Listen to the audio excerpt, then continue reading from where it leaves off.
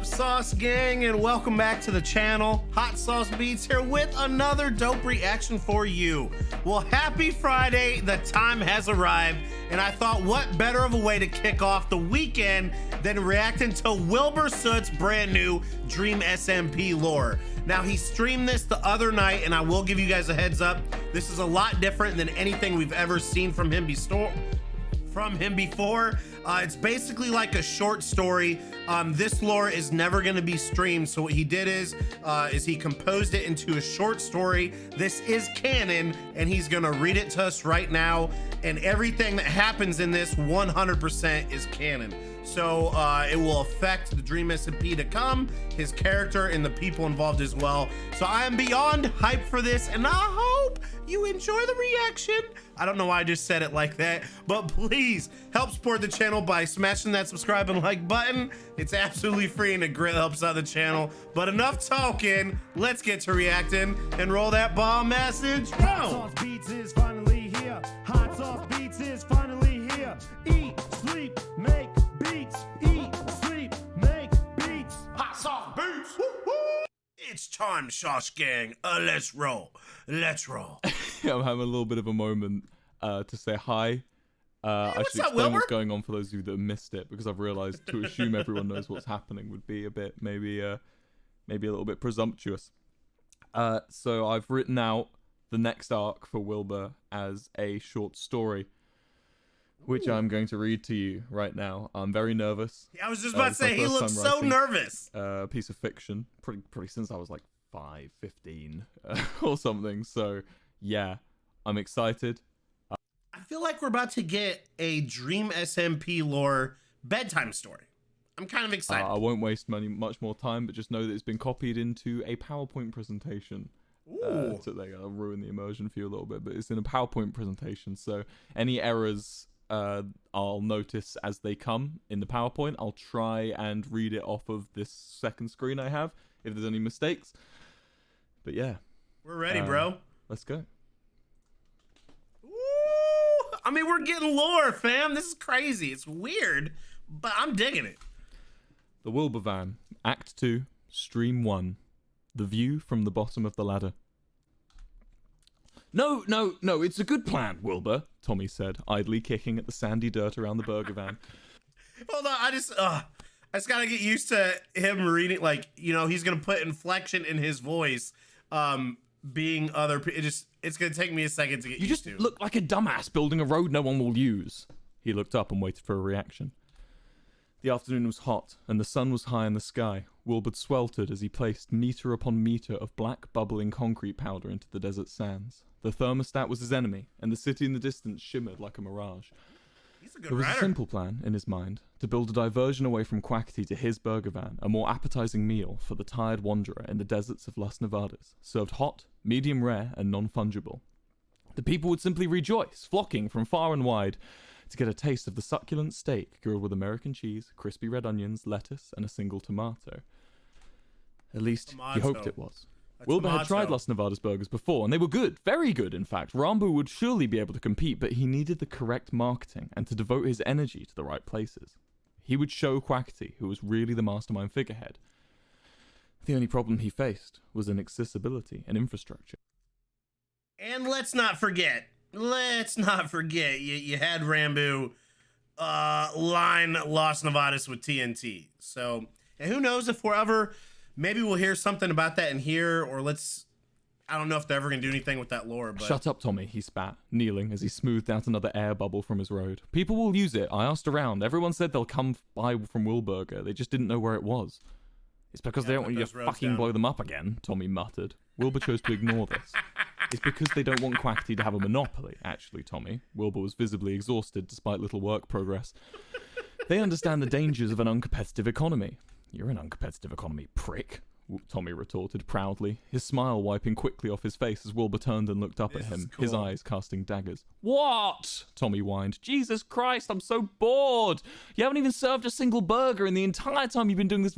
What is so crazy is as he's reading this, like, he's doing such a good job at putting Tommy's personality in this. Like, I am hearing Tommy, what? Jesus Christ, I'm so bored. You haven't even served a single burger in the time. Like, I hear Tommy saying that. I'm loving this. Van thing.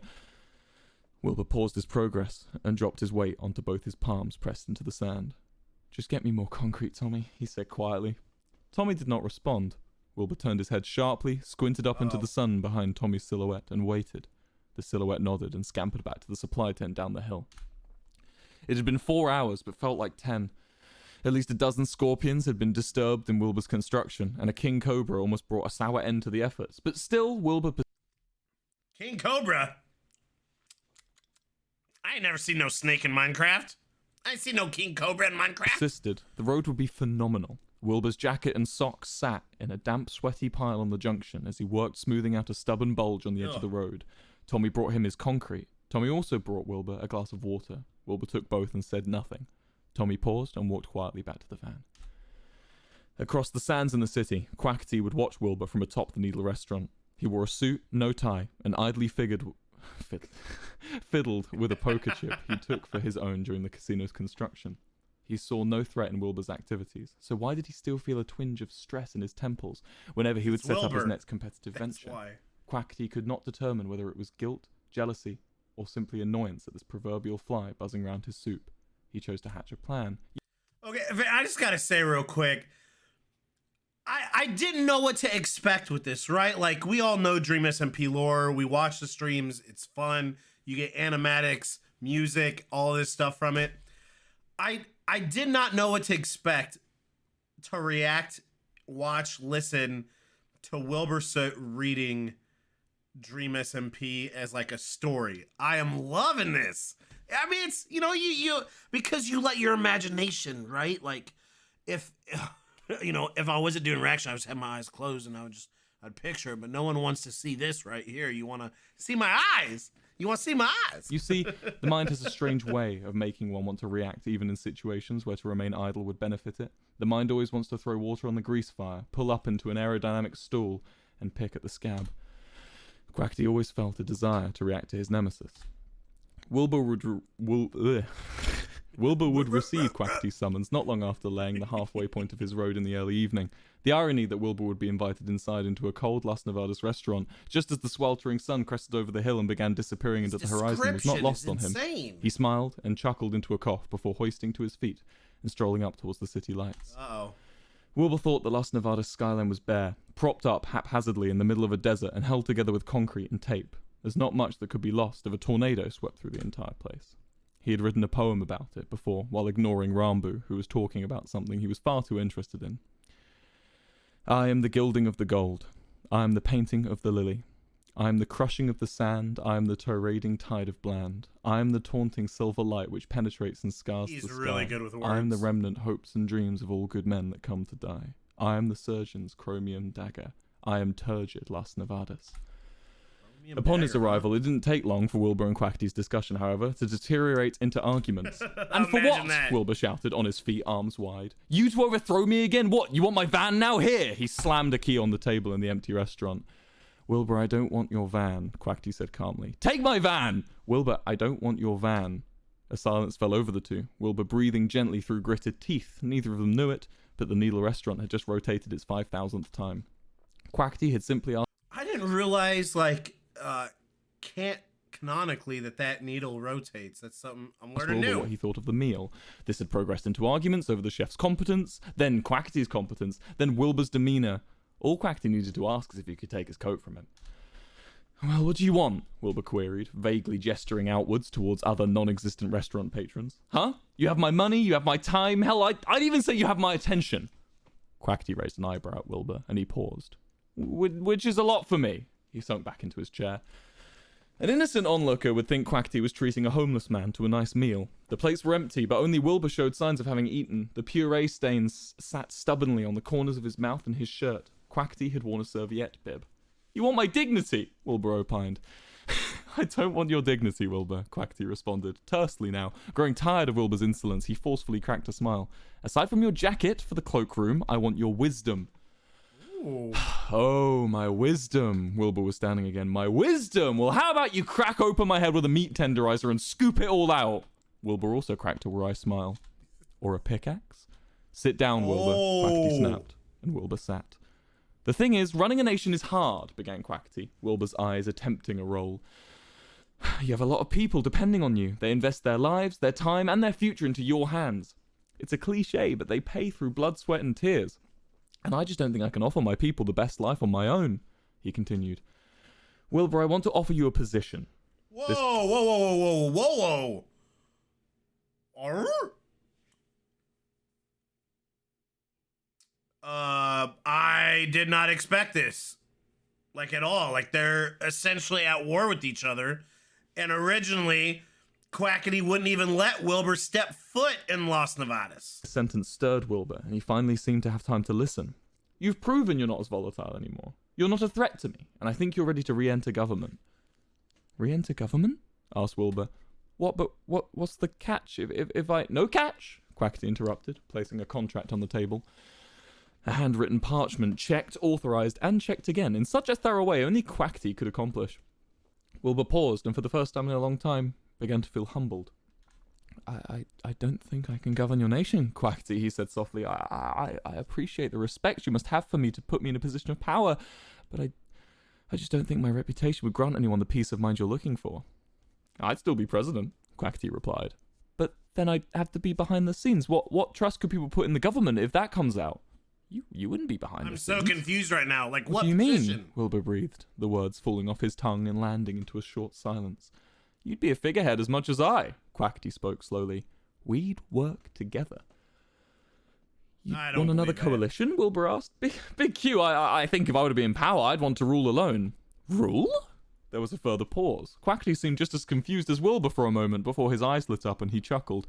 Oh, oh God, no, Wilbur, you wouldn't rule Las Nevadas.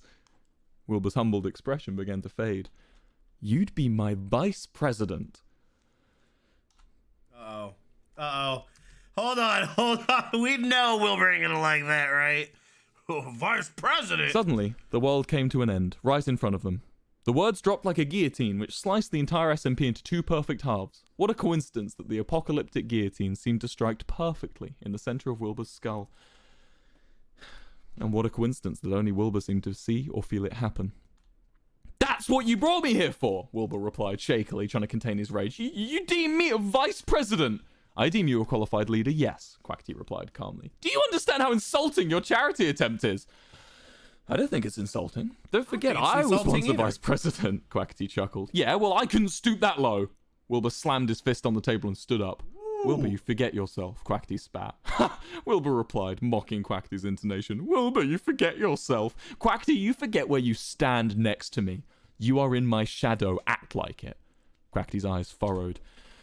Wilbur continued. Maybe it's not a coincidence that every single idea you've ever had has failed under your guidance. He spoke his next sentence slowly, one word at a time.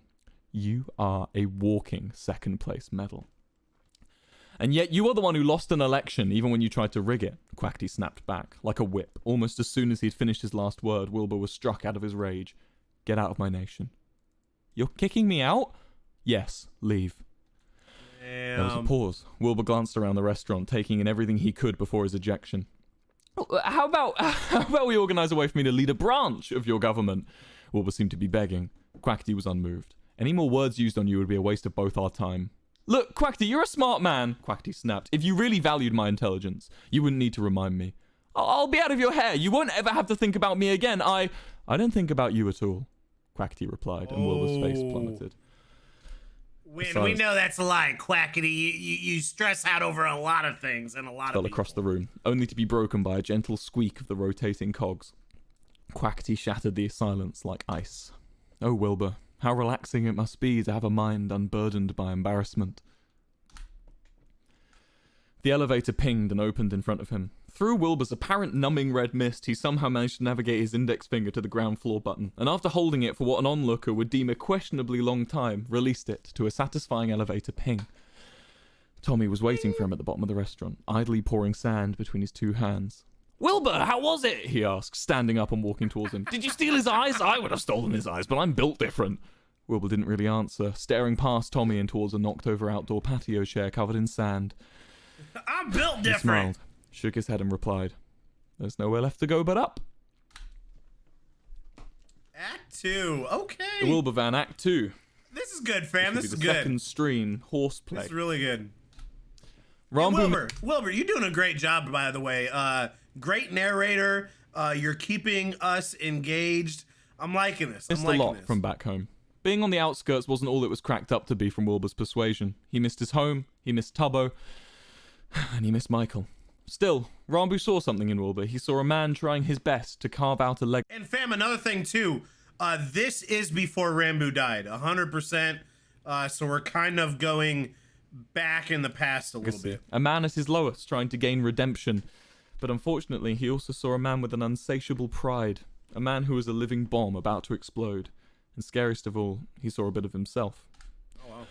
Tubbo walked out the back of the Las Nevadas burger bar and bumped into Rambo, who was sitting on the hill. "Oh, hi, Rambo," Tubbo chirped as he dumped a garbage bag full of old food into the dumpster. "Hey, Tubbo," Rambo chimed back at him with a wave. "Just hanging out by the bins, huh?"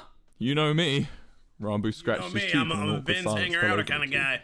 Rambo wanted to tell Tubbo he missed hanging out. Surely Wilbur wouldn't mind if they just went for a walk between shifts. "Hey, I wanted to They both said in unison and laughed. You first," Rambo insisted. "Okay, I wanted to know if you wanted to come into the restaurant for something to eat. Big Q said I can have anyone round after my shift is done, as long as they purchase something for at least $20. Tubbo smiled, and Rambo felt a wave of relief over him. "I was going to ask you pretty much the same thing," he said. "Really?" Tubbo shouted incredulously. "Yeah, I need to ask Wilbur, though. I don't think he's keen on me hanging out in the city." "I can bring the food to you. We can eat across the borders," Tubbo suggested. Aww. "Look, I can even bring out a table and so chairs, and we innocent. can push them down the hill at the end of our meal and see which one rolls the farthest. I have this theory that the chairs will go further simply because they have a tall, rounded back, and the tables will only go so far before they land on their top side. Well, it's like a 50-50 chance, really." That makes a Tubbo lot of unfastened sense. his cooking apron and scrunched it into a ball in his hands. "Let's do it," Rambo said, I see, all that of his makes worries perfect washing away sense. in an instant. The meal ended up being superb. Rambo, who seemed unable to turn down Tubbo's plentiful offerings of a meal he called far too much food, slowly, pissedly staggered down the hill back towards the burger van, where he could only make out the faint shape of Wilbur smoking a cigarette. Rambo approached him timidly. Wilbur stood in front of the van door. He only did this when he was about to ask Rambo something intimidating. Rambo was right. Wilbur had planned for a heist this evening. The plan was... Insert the drama, chat. Insert the drama. I just feel like Rambo and does that say boner? Anyways, I feel like Rambo and Tubbo, they just always have so much like fate is against them, and I hate it. Under the cover of darkness to steal Quackity's prize horse, Boner. Boner had been named during a more whimsical time in Quackity's life when he was less weathered by the winds of responsibility. Wilbur knew it well as one of the only things Quackity brought with him from old Lemamberg to Las Nevadas. It obviously meant the world to him. Rambo had his reservations and debated declining Wilbur's offer, but Wilbur persisted by playing onto the concept of the greater good. For how else would they topple the obelisk of tyranny if they didn't start the foundations? After all, it was a tame heist, all things considered, and Rambo would do well for his job prospects to accept. In this hollow fact, Rambo found himself an accomplice once more. You would expect a criminal to wrap themselves in jet black silks or a camouflage jumpsuit, but Wilbur simply wore burgundy. Rambo tried to at least primarily drape himself in the blacks from his wardrobe, but Wilbur almost teased the idea of being caught. "Not even a black coat?" Rambo asked. "Gotta make the Not even a heartbeat black somehow, coat. Rambus," Wilbur responded, stuffing a handful of fries into his mouth. As the clock struck midnight, the pair began ascending the hill Say towards the midnight? city. The only lights guiding their path were those reflected from the glowstone in the fountain, scattering a bouncing effervescent pattern across the walls of the city buildings. The streetlights were all completely devoid of light. Las Nevadas had no need for streetlights in the early hours of the morning, so switched them off to allow its few citizens a sleep undisrupted by light pollution. The two Wilbur is so good at writing, fam. Like all these descriptive words, adjectives, like he does such a great job of painting you the picture of what he wants you to see. And like I'm envisioning everything he's saying. I'm really liking this. Tubbo's burger restaurant, and Wilbur raised his fist to signal Rambo to stop. He checked their surroundings before opening his palm and walking out into the street. Rambo was scared. Maybe he was excited. Rambo struggled to tell the difference between the two sometimes. Skulking past the restaurant, crawling behind the strip club, and sneaking between two construction sites lay a small paddock, constructed out of a shoulder-height wooden fence left over from the building efforts. There, stood gormlessly in the sand, was Boner. Take this, Good old Wilbur Boner. said, passing Rambu a crude rope fashioned into a leash. Rambu took the leash, and Wilbur climbed into the field and delicately tied the other end to Boner's neck. Wilbur, I don't think I want to hold the horse, Rambu protested, limply gripping his end of the leash in his hands. Wilbur snatched it like a ripcord. If you're scared, we do it together, he winked at Rambu before leading Boner to the edge of the paddock. Rambu removed 2 wooden panels from the fencing, allowing Wilbur and the horse to walk out the field and into the streets. The 3 conspicuously began walking back to the van. It wasn't long before they were spotted. What are you doing? Asked Tubbo, quietly, cleaning his windows as they approached the burger restaurant. None of your business, Tubbo, Wilbur responded. Eyes to yourself. That's Quackity's horse, he spoke louder this time. Oh, jeez. Rambu, I don't have time for this. You deal with him. Wilbur scrambled down the hill, yanking Boner quickly away from the scene. Rambu took a few small steps towards Tubbo. Hey, man, maybe you should go back inside? Big Q told me to take care of that horse, Tubbo replied. I've been feeding him every day. Well, he's in safe hands, Rambu lied. We're going to hold him ransom, but you know Wilbur, he would never hurt it. He's too soft. No, he's not, Tubbo blurted, a tremble in his voice. Bring the horse back now. No, Tubbo, Rambu said, attempting to be firm. Tubbo, unperturbed by Rambu's stature over him, dropped his cleaning rag. You're going to end up hurting him. Even if you don't intend to, you will. Wilbur always hurts innocent things, and it's not fair. The horse didn't do anything wrong. Rambu didn't respond. He just stood there, slightly hunched, staring down at the boy.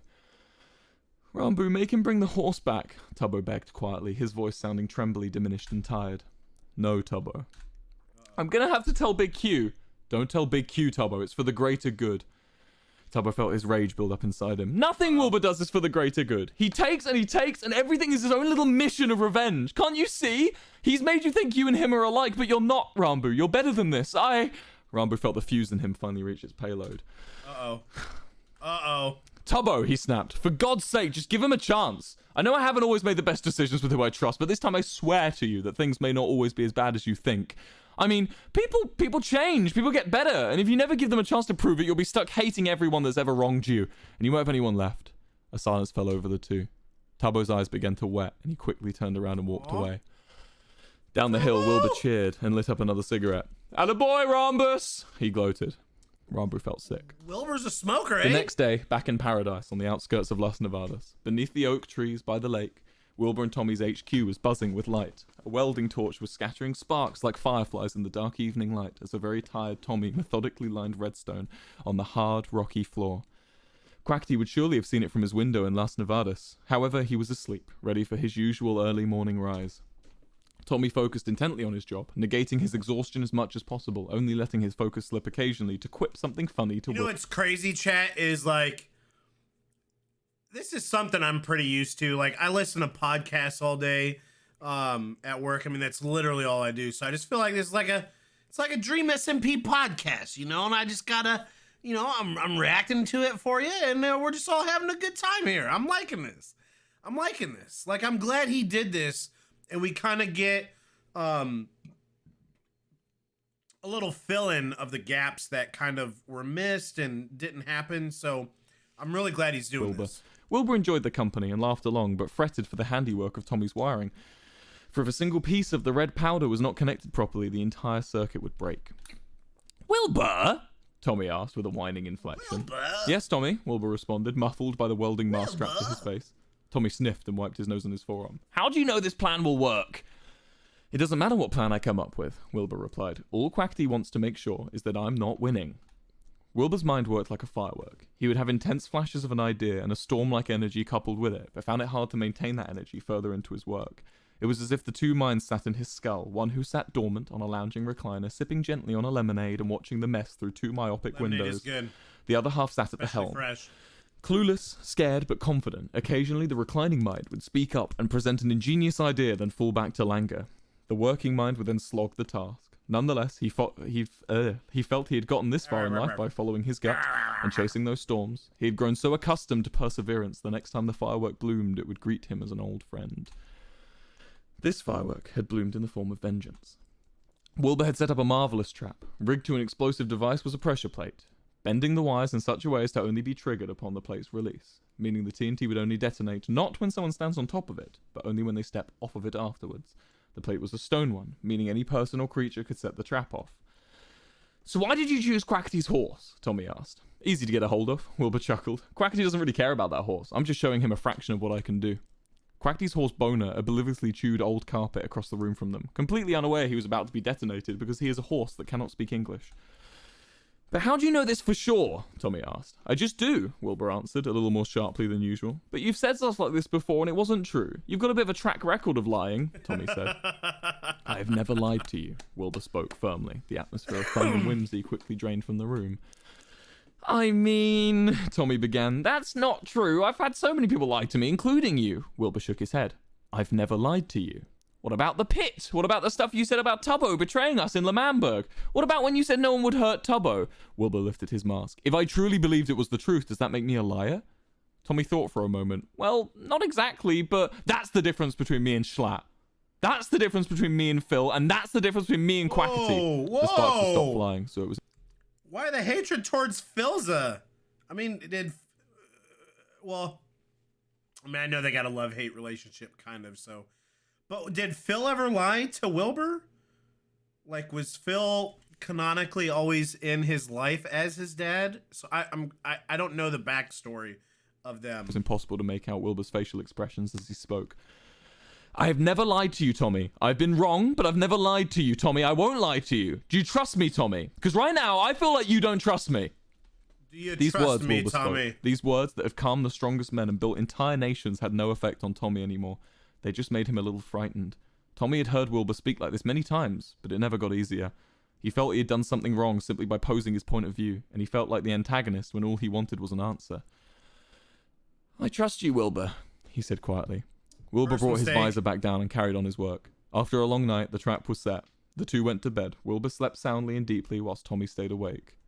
Tubbo was wrong. The table rolled the farthest. Let's go.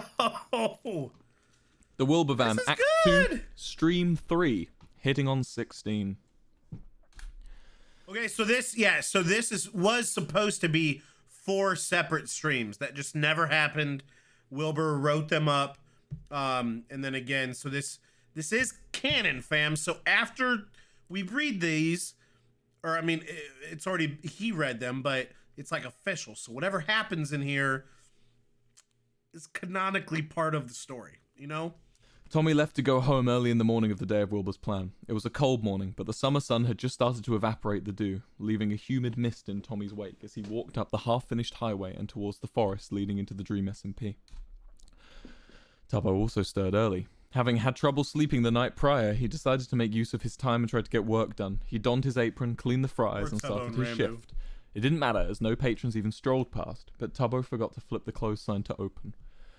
Surely there was more to his job than this. Tubbo was Big Q's prize co-worker, and almost out of spite, Tubbo felt he had something to prove. If not to Quackity, then to Rambo. But Rambo hadn't slept. He went for a walk, towing the outskirts of the city and visiting the Las Nevadas rendition of the Eiffel Tower.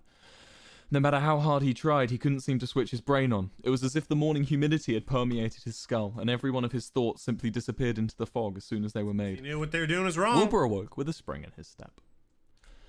Under the lake by the burger van, just below the sandstone holding up the topsoil, sat Wilbur's contraption. Currently unprimed, the wires were redirected from the TNT to a simple redstone lamp. Wilbur lay, belly down on the stone floor, gently pressing onto the trigger and releasing it. Satisfied that the lamp illuminated upon doing so, a smile grew wider across his face as he repeated this quietly to himself Evil, again bro. and again. Boner the horse had been moved, now tied up in this cavern, dehydrated and hungry. Wilbur had more important things on his mind. Constructed on one side of this cavern was a glass viewing bay, just out of range of the TNT blast, and accessible from Wilbur and Tommy's HQ, where the redstone had been programmed. This platform, behind the reinforced glass, with Wilbur sat next to him, was where Quackity was to watch his horse die. Oh, shit. As Wilbur started to stand up, the trapdoor hatch to the viewing platform swung open, scattering natural light into an otherwise dimly lit cave. Wilbur squinted into the morning sun as Rambo began to descend the ladder. Rambo! Wilbur cheered. You ready for the big day? I know you're not much of a fan of horse viscera, so you don't have to sit in the viewing bay during the detonation. Look, I made you a little trapdoor here. He gestured up to another trapdoor on the ceiling of the TNT room. When the explosion has occurred, you're welcome to come and join us down here to see Big Q's reaction. Oh, you won't want to miss that. There's a ladder to the viewing platform over here too. I don't want to use that trapdoor, Rambo replied, bags under his eyes and a tired croak in his voice. I swore to never enter that section of the cave. There's too much TNT. Well, by the time you use it, Rambo, I hope the TNT has already left the room. Wilbur chuckled into a cough. If you won't use the trapdoor, I'll just remove it. No biggie. The viewing bay was adorned with decorations. A sign that read, "Thank you, happy day," was scrawled in a childlike font just next to the fake exit door. An equally childlike painting hung on the wall depicting Wilbur and Quackity as stick figures. Wilbur on a number 1 podium, and Quackity sat on the number 3 podium. Ooh. Sorry. And Quackity sat on the number 3 podium with a storm cloud over his head. Rambo was drawn in slightly more detail, holding a big thumbs up on the number 2 podium. "Is there anything I can get for you, Wilbur?" Rambo asked with a... See, fam, I really don't... I really think Rambo does not want to do this. I don't think he wants to do any of... I don't think he wants to do any of this, like blowing up, getting in the craziness, and starting a war. Like, I think he just wanted to make burgers and have fun. Rhombus, a lemonade and a first edition Wilburger, Wilbur replied. He looked down and saw his hands covered in dirt and soot from the cave walls. "I'll come up with you to wash my hands. Afterwards, we should go and get Big Q. It is his big day after all." Rambo nodded and exited the viewing bay via the trap door. Wilbur switched off the lights and followed him.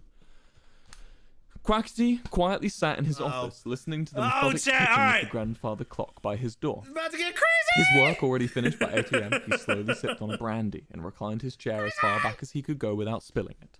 With a sigh and a push of his feet, he managed to glide his seat over to his window and began scanning the horizon. The sand on the hill seemed to dance as the heat bounced off it. Quackity maneuvered his desk fan to his trajectory and yawned. There was nothing to do. If there was another person in his room, he would have tried harder to contain his excitement as Wilbur crested the Las Nevadas boundary. We take Quackity into the viewing bay, flip the lights on, and show him his horse primed on the pressure plate, Wilbur began to Rambo as they trudged up the sandy hill once more. Then we explain how the system works. When Quackity's understood my ingenious complexity of the contraption, I pull a carrot from my inventory and watch as his dumb horse strolls towards us, detonating itself in the entire cave. Quackity cries, we laugh. Quackity never messes with me again. It's not true. Like, see, and that's where... So Wilbur can't canonically... The dude is so intelligent, but thinks, like, Quackity's never going to give up, bruh. Like, it's a dumb move. You're just escalating the situation. Because you didn't want to be vice president, Rambo interjects. "Because I shouldn't stoop as low as to be vice president, Rhombus, my boy," Wilbur said, correcting him and placing a hand on his shoulder. "And besides, I'm president of the best damn burger van with the best damn chef around." Rambo smiled. The pair continued past Tubbo's burger restaurant, closed and with Tubbo not inside, then to the Grand Casino building. The two knocked on the side door to the administration offices. One would expect at least a security detail for Quackity, but alas, Wilbur and Rambo were able to effortlessly navigate the admin building with not so much as a locked door. Ruh-roh.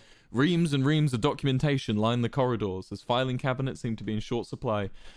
Each document was as confusing as it was elaborate, signed off meticulously with Big Q's signature. He was a bureaucrat after all.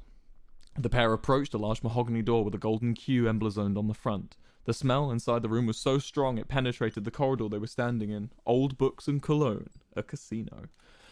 Wilbur knocked 3 times with the blunt end of his fist, and a voice, almost auditioned, beckoned him inside. He turned the handle and swung open the door to reveal Quackity sitting at his desk with 3 glasses in front of him. He flipped a poker chip idly between his fingers and posed as if he was preparing for a photograph.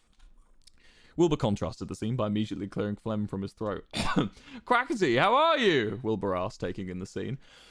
"I'm doing marvellous, Wilbur. Yourself?" "Couldn't be better." There was an awkward pause, and Quackity almost dropped his poker chip. Please take a seat," Quackity insisted, standing up and pouring the two of them a drink. Damn, I got a bad feeling about this. Like, I think this is legit.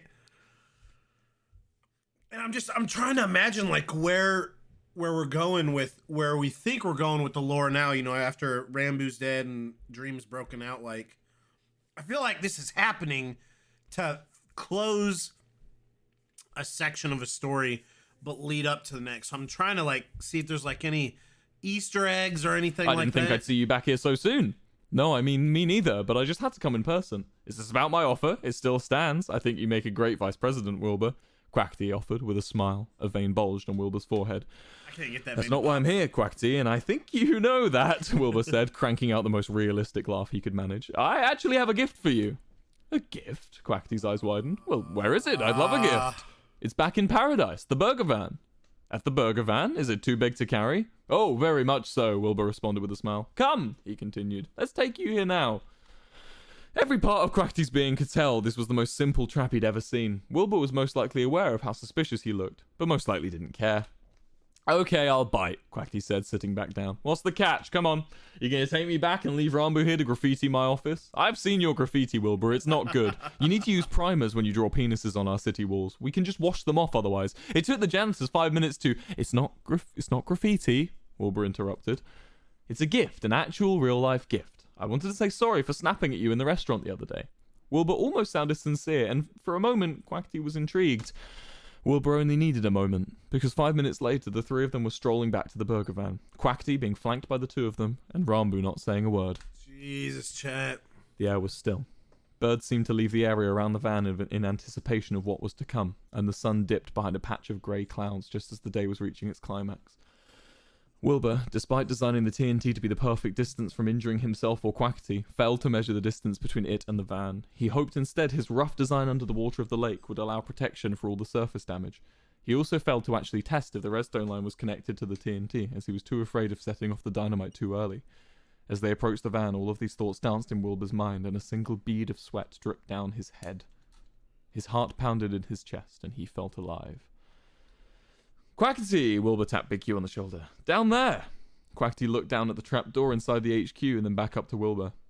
With a little hesitation, Quackity gently raised the hatch and took in the sight of a totally dark room, stirred with dust and smelling of sulfur. He turned back to Wilbur, who was eagerly waiting with a straight posture, smiling in anticipation.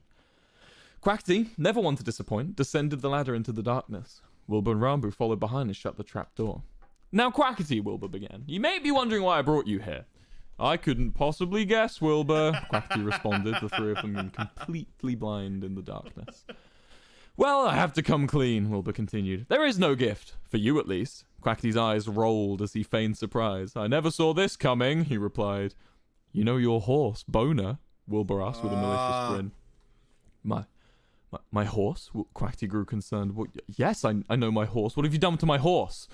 I'm glad you didn't forget about it, just like you did with everything else from your past life. Wilbur, what have you done to my horse?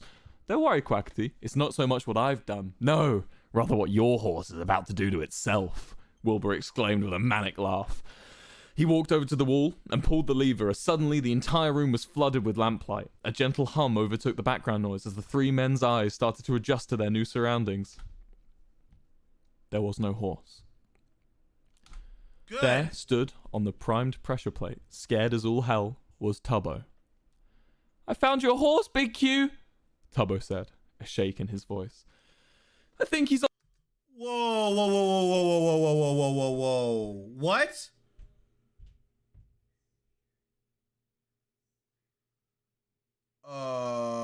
Okay. I'm really enjoying this, like a lot. Nobody better lose a life, though, through a story that most people, you know, probably won't see this. I hope no one loses. I hope. Oh, Tubbo, come on, bro. What? It's on the surface now. Wilbur, what the fuck is this? Quackity asked, rage building in him as his hands trembled into a fist. What's all that TNT for? Wilbur's face plummeted as he realized what he had done. Oh, no, no, no, no, no, no, no, no. Wilbur shook his head. Tubbo, how did you get there? Tubbo, don't move, Wilbur shouted down into the cave, a huge dose of terror in his voice. I went to find Quackity's horse, Tubbo shouted back. I only saw he was rigged to explode after I swapped places with him. If I stand still, will it still trigger? I don't want to die, Wilbur. Rambo scrambled up the ladder to go find help.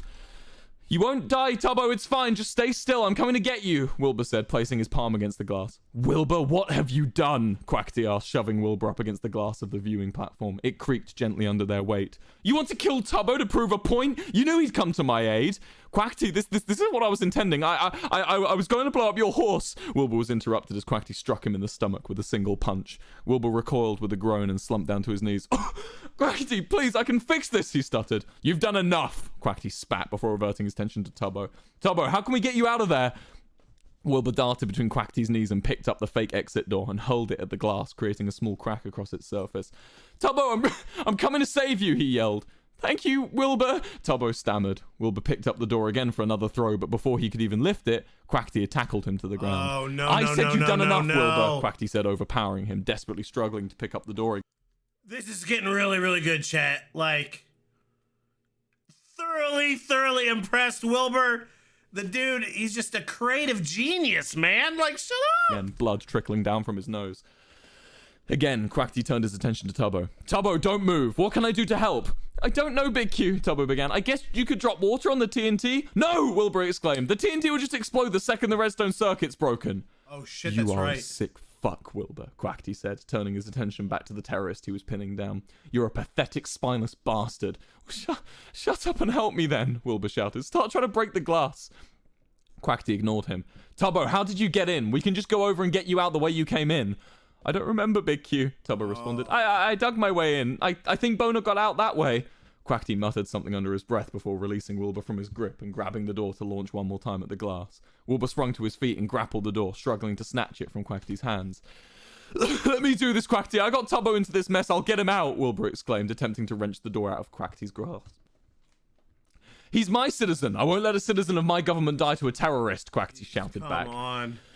Refusing to relinquish the door, after a few seconds of struggling, Quackity began trying to kick Wilbur. A flurry of 4 swift kicks erupted forwards, missing their target, before one landed squarely against the body of the door, breaking it into 2 halves. Wilbur immediately chucked his half of the door against the glass, doing very little damage due to the loss in mass. He cried out in rage and began scrambling on the stone floor. The two, too out of breath to speak, began searching frantically for an item to hurl at the glass before Wilbur found a sizable rock against the boundary of the room. He held it above his head, ready to throw, before Quackity tackled him once again and tried to wrestle the rock out of his grip. Wait, what? Tubbo watched as the two struggled for what felt like an hour, trying to take the rock from one another, before Wilbur finally swung it against Quackity's jaw, knocking him across the room and releasing Wilbur from the grapple. Immediately, Wilbur threw the rock against the glass, causing it to bounce back across the room. Quackity, now prone, grasped the rock in his hands and threw it over his body directly into the center of the glass pane, shattered it into 1,000 pieces. Yes. Wilbur recoiled from the explosion of the glass shards and fell backwards, giving Quackity time to right himself.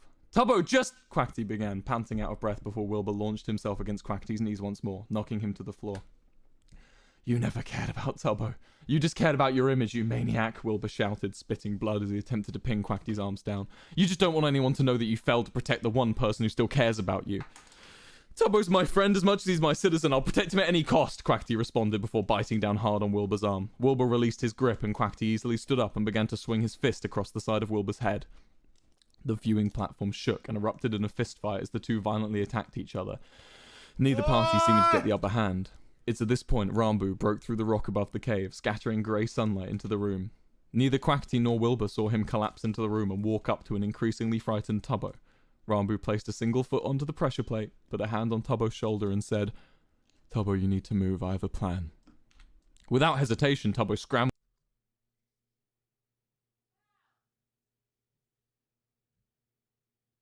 Is Rambu about to lose a life? Towards the ladder connecting to the cavern to the viewing platform, and he climbed it.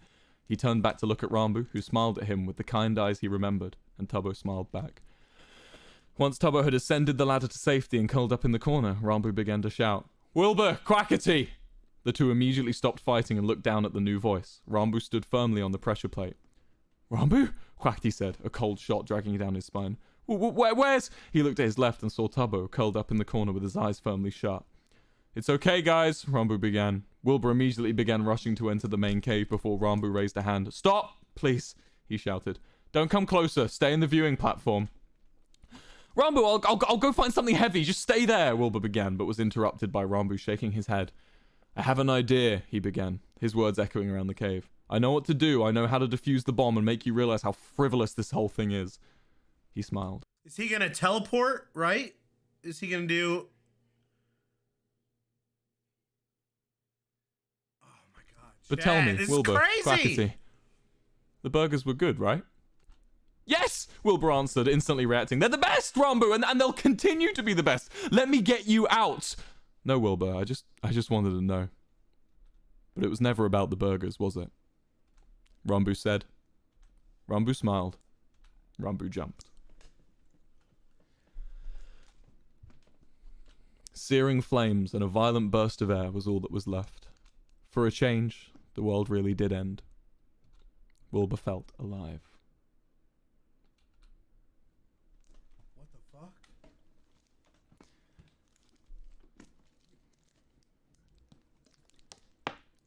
fuck? Okay, hold on. Is there time? So chat, that's how Rambo lost one of his lives, unless if he teleported. If he teleported because he's half Enderman, then he's good, but you have to think that's how he lost one of his lives. Hell yeah. Thank you, everyone, for listening. Oh my god. Thank you, Quackity and Rambu, for the dialogue consultation, and thank you, Tubbo and Tommy, as well, for making the characters. Thank you. Thank you for coming down. I hope you enjoyed. Hope you enjoyed my take on the lore. I will be carrying on the character of WILBUR SOOT in future lore streams. Thank you for the gifted sub, Dynacals. I hope you enjoyed it. Again, I want to thank Quackity and Rambu and Tubbo and Tommy and everyone for making such cool characters and for allowing me to write them and for coming in and reviewing. They all came and reviewed what I wrote and they all gave the all clear and some Rambu and Quackity. So yeah, so chat, again, this is canon. Like, just because this wasn't a stream doesn't mean anything. This is officially canon. These events happened. He especially changed up some dialogue to more fit their characters. So what you're seeing is a very accurate representation of the characters and how we would have acted if we were actually on the screen as it was going. Yeah, I also want to thank Dream for making such an awesome server and allowing, you know, people like me and all of the people on the server to express ourselves with art and with stories. So thank you, Dream, for the Dream SMP, and thank you This for was listening. so good. And I will be coming back with more. Thank you for the gifted subs. Thank you for hanging out. I hope you have a great day. We're going to raid Philza Minecraft, who's currently playing the Origins SMP. You guys are all splendid as per. I will be streaming again very soon, I assure you. I'm going to be working on Softboy at the moment, so maybe a little bit of a gap between the next stream, but I hope that was enough to tide you over and get all you lore theorists excited. Anyway, I won't talk too long. Hope you enjoyed the story. Bye-bye, everyone. It's been an absolute pleasure. You guys are the best. Go give... Oh my god. All right, let me bring you in. Hold on, let me get some background music just because that always makes everything better. Wow.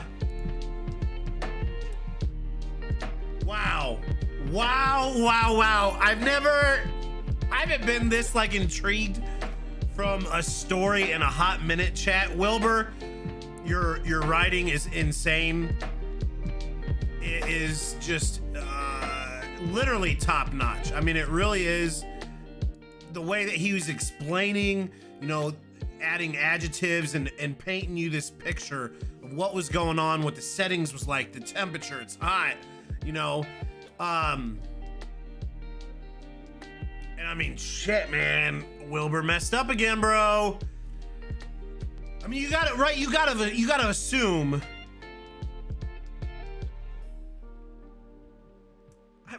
Did Wilbur lose? I mean, did Rambo lose a life? You gotta assume he did, but the way that he was talking about it and like how frivolous this is, maybe that he teleported. Then again, Rambo was missing 2 lives, so maybe that's where one of them went. And that's also why he did this, is because we're backdating, filling in some stuff that was planned that never happened. So this was awesome. Guys, let me know in the comments, what do you think happened? Did Rambo lose a life or did he teleport? I think there's gonna be a lot of backlash. I think Tommy loves Tubbo. I think Tommy might take a step back from Wilbur right now. Quackity, obviously. Rambo, obviously. I don't know. This is crazy, chat, but I had an absolute blast reacting to this, and I hope you enjoyed the reaction. If you did, please help support the channel by smashing that subscribe and like button. It's absolutely free, and it greatly helps out the channel. Enjoy the rest of your Friday. Have an amazing weekend. And Saturday, chat. Saturday, we're getting Dream SMP lore from the one, the only Technoblade. You know I'm gonna be reacting to it, fam. But yes, thank you so much. And remember, it's eat, sleep, and make beats. And as usual, be kind to one another. And that's all I got. Boom, I'm out. Gonna love the sauce gang. Peace out, fam. I love you guys.